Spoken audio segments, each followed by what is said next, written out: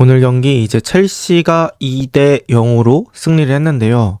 사실 전반전에는 첼시가 원하는 대로 게임이 좀 안 됐어요. 첼시가 뒤쪽에서 이렇게 백스리 만들어 놓고 카이세도가 이제 3명의 공을 받아주고 그 위에 약간은 다이아몬드처럼 서면서 카이세도 막혔을 때 엔소가 내려오고 또 이쪽이 막혔을 때는 이스테방이 내려오면서 이 빌드업의 길을 만들어주는 역할을 했었는데 오늘 풀럼은 첼시가 뒤쪽에서 공을 못 가지게 아예 강력한 전방 압박을 갔거든요.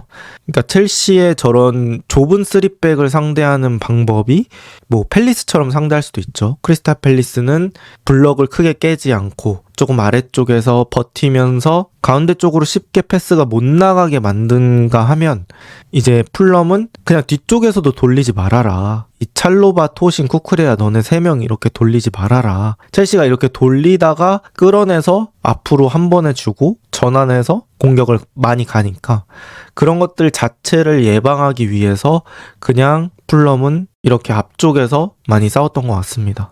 그럼 첼시가 어떻게 될까요? 여기서 뭐 골키퍼한테 가더라도 롱킥이 떨어지겠죠.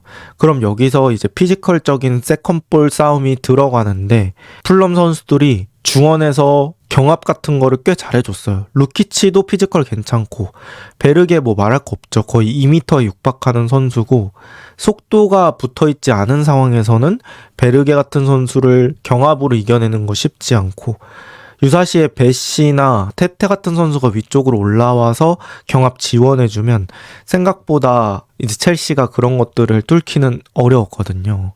그래서 전반전에는 조금 풀럼이 원하는 양상으로 좀 게임이 진행되지 않았나 그렇게 생각을 합니다. 그래서 뭐 풀럼 자체 아이디어는 되게 잘 가져왔다고 볼 수 있어요. 근데 이제 문제가 뭐냐, 풀럼이 어떻게 보면 전반전에 체력을 좀 소모한 거잖아요. 그래서 체력이란 자원을 썼기 때문에 여기서 결과가 나오지 않으면 뭐 70분 넘어서나 그럴 때는 좀 스노우볼이 굴러갈 수 있죠. 근데 풀럼이 뭐 경기 내용 자체는 잘 가져가고 그런 것들이 있었는데 뭐 이렇게 카스타뉴한테 한 번에 이제 오픈이 좀 되는 찬스들이 있었어요. 근데 뭐 카스타뉴 쪽으로 갈 때 패스의 강도가 좀 약해서 쿠쿠레아가 빠르게 좁힐 시간을 준다든지 아니면 카스타뉴가 잡아놓고 무언가를 하지 못하게 그렇게 패스가 좀 느리게 들어가면서 사실 결정적인 마무리까지는 풀럼이 가지 못했거든요. 그래서 이런 데서 좀 강팀과 중위권의 차이가 느껴지지 않았나 싶습니다. 프리미어리그 경기를 보면 뭐 강등권 팀이든 하위권 팀이든 결국에는 경기 중에 자신들의 색깔이나 한방들을 보여주긴 하거든요. 근데 거기서 결국 결과로 이어지는 빈도가 이제 강팀에 비해서 낮은 거죠. 그래서 분위기 좋았던 게 결국엔 득점으로 마무리가 안 되면서 그 좋았던 분위기가 점점 옅어지다가 강팀한테 분위기가 넘어가는 그런 상황들이 발생했고요. 오늘 같은 경기도 좋았던 분위기가 있었지만 산체스를 위협할 만한 슈팅은 많지 않았고 첼시가 그 분위기를 잘 넘겼습니다. 그런데 이제 또 그 분위기를 넘기게 해준 선수가 누구냐? 저는 이제 카이세도라고 생각을 해요. 그 카이세도는 이런 말 있잖아요. 그러니까 매 경기 잘해가지고 뭐 리그 베스트나 주간 베스트 이런데 언급이 잘 안 된다 이런 얘기가 있잖아요. 진짜 그 말이 틀린 말이 아닌 게 카이세도는 그냥 매 경기 잘하는 게 기본입니다. 그리고 기복이 별로 없고 좀 저점이 되게 높다고 해야 되나? 그래서 이 카이세도 같은 선수는 물론 이제 지금도 체감 많이 되지만 아마 없는 날에 훨씬 더 많이 체감이 되지 않을까 싶고 카이세도가 오늘도 결정적인 슬라이딩 태클 하나 했잖아요. 이제 그런 거 막는 거 보면서 카이세도가 어떻게든 이 0대0 상황을 유지시켜준 거, 그런데 기여를 많이 해준 거, 이런 것들이 저는 또 칭찬할 면이라고 생각하고요. 또 기본기도 좋아요. 카이세도가 자기한테 온 공을 뭐 가슴으로 트래핑 한다든지 어려운 공을 촥 죽여놓는다고 해야 되나? 공이 이제 탱탱 튈 수 있는 공들을 촥 죽여놓고 전개를 해주기 때문에 이런 카이세도의 전개, 뭐 기본기 이런 것들로 또 첼시의 저점을 많이 방어를 해줬다. 그래서 이런 저점 방어되는 선수가 얼마나 많느냐에 따라서 또 첼시 공격진이 날뛸 수 있는 구조가 만들어진다. 결국에 이 카이세도라는 선수가 본인이 기복이 없는 것뿐만 아니라 첼시 분위기 전체적으로도 미치는 이득이 많다. 저는 이렇게 느꼈고요. 그 다음에 이제 첼시 세트피스를 얘기 안 할 수가 없을 것 같은데, 첼시가 지난 경기부터 세트피스에서 분위기를 바꾸는데 아주 결정적인 그런 상황들을 맞이하고 있어요. 첼시가 웨스트햄전도 주앙 페드로의 헤더 득점으로 인해서 동점냈죠. 그 다음에 오늘 경기도 사실 전반전 경기 내용은 그렇게 썩 좋지 않았지만 주앙 페드로가 전반 끝나기 전에 헤더로 마무리하면서 후반에는 조금 더 분위기를 바꿔냈잖아요. 그리고 주앙 페드로 헤더가 들어갔던 그 장면이 또 주앙 페드로의 약간 오프 더 볼에 대한 테크닉을 좀 볼 수 있었거든요. 그러니까 기본적으로 이제 공이 빠르게 올라올 거잖아요. 크로스가. 근데 이제 그거에 반응하는 속도가 좋다. 앞쪽으로 몸이 가 있다가 공 오는 거 딱 눈치채고 뒤로 몇 발자국 물러난 다음에 방향만 딱 돌려서 헤더. 이런 것들을 보면은 확실히 주앙 페드로가 여러 면에서 되게 다재다능하다. 어쨌든 저는 이 세트피스 강팀의 무조건 플러스 되는 조건이라고 생각하거든요. 경기력 밀릴 때도 결국에는 득점이 또 경기를 풀어주는 그런 매개체가 될 수 있잖아요. 득점이 곧 전술이다. 이거 아주 유명한 말이죠. 누가 했냐고요? 제가 했습니다. 어쨌든 첼시가 전반전 종료되기 전에 득점을 만들면서 후반전에는 그래도 경기를 좀 쉽게 풀어간 느낌이 있었다. 그리고 이제 1대 0으로 그렇게 버텨가면서 결국에는 후반전까지 이끌었기 때문에 또 엔소의 PK를 찰 수 있는 그런 상황까지 연결이 되지 않았나 싶습니다. 어쨌든 세트피스는 제가 느꼈을 때 결국 준비를 많이 하면 저는 그만큼 결과값이 얻어진다고 생각해요.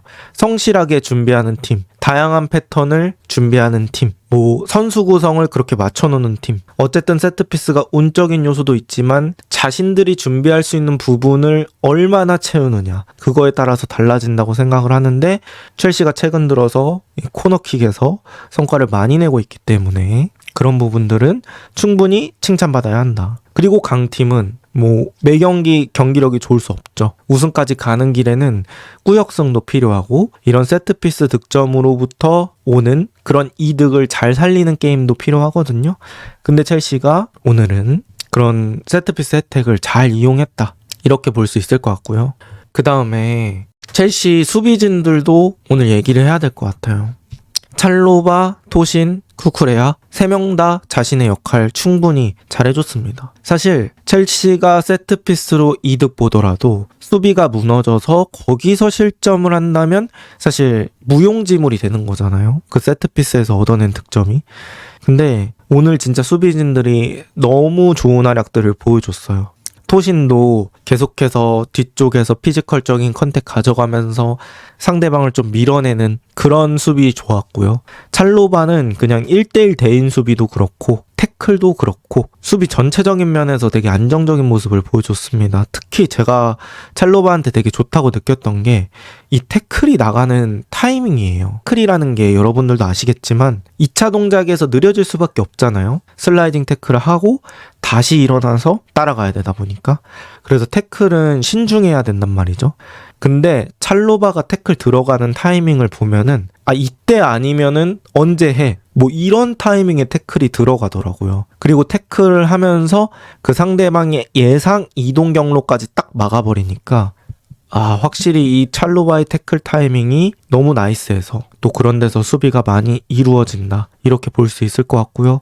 쿠쿠레야는 말할 필요 없습니다. 카이세도 쿠쿠레야 저는 약간 비슷한 느낌이라고 보는데 확실히 이 저점 보장이 됩니다. 그래서 쿠쿠레야가 저점을 잘 보장하면서 또 첼시 수비의 한 축을 담당해줬다. 쿠쿠레야는 어느 포지션 가도 진짜 잘한다, 이렇게 얘기할 수 있을 것 같고요. 산체스가 오늘은 막을 게 별로 없었어요. 풀럼이 좋은 그런 분위기를 가져갔지만 수비진 결정적인 상황에서 계속 묶어줬기 때문에 산체스가 세이브할 그런 상황들이 많지 않았다. 이렇게 볼 수 있을 것 같고, 그 다음에 이제 선수 한 명씩 얘기해보자면 엔소입니다. 사실 첼시가 엔소라는 선수를 코어 멤버로 생각을 하려면 엔소가 지금보다는 폼이 더 올라와 줘야 된다고 생각을 하거든요. 물론 이제 PK 성공한 건 너무 잘했지만 사실 저는 엔소가 좀 몸이 무거워 보인다는 느낌이 많이 들어요. 그러니까 아이디어 자체는 원래 엔소랑 조금 비슷한 느낌이 있는데 그 공을 가지고 있을 때 몰고 가는 그 속도라고 해야 될까요? 거기서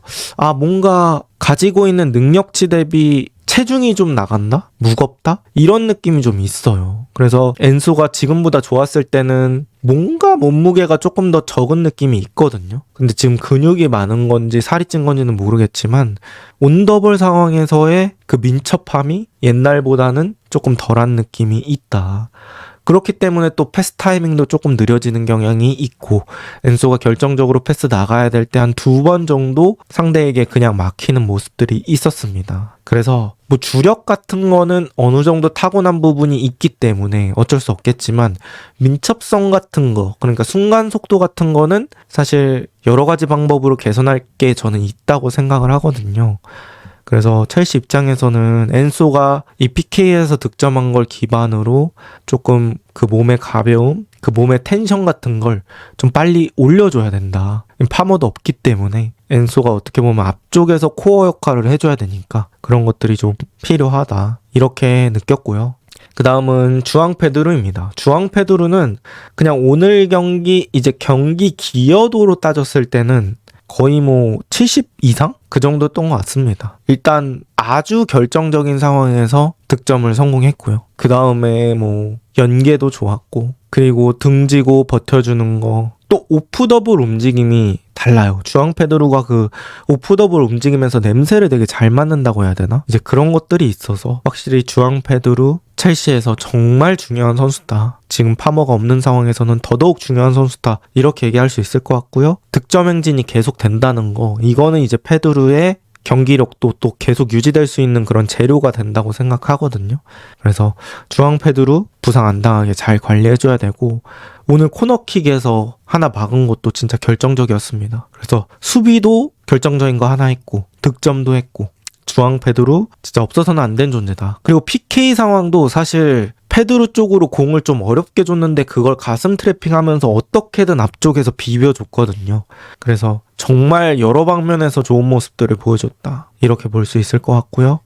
이제 첼시 입장에서는 지금 델랍이 교체로 나갔는데 델랍의 부상 여부가 또 중요할 것 같아요. 델랍이 페드루와는 또 다른 유형이기 때문에 뭐 안 좋은 상황에서 뚝배기 같은 걸로 쓸 수 있는데 델랍을 잃은 거는 조금 아쉬운 경기가 됐다. 이렇게 얘기할 수 있을 것 같고요. 첼시 그래도 3경기에서 2승 1무. 뭐 일정 자체가 다른 빅6에 비해서는 어느 정도 쉽다고 볼 수 있겠지만 그럼에도 승점을 잘 차곡차곡 누적시키고 있다. 그리고 이렇게 초반에 승점 누적하는 거 결국엔 나중에 큰 힘이 되기 때문에 첼시가 초반 스타트는 좀 산뜻한 편이다. 이렇게 얘기할 수 있겠습니다.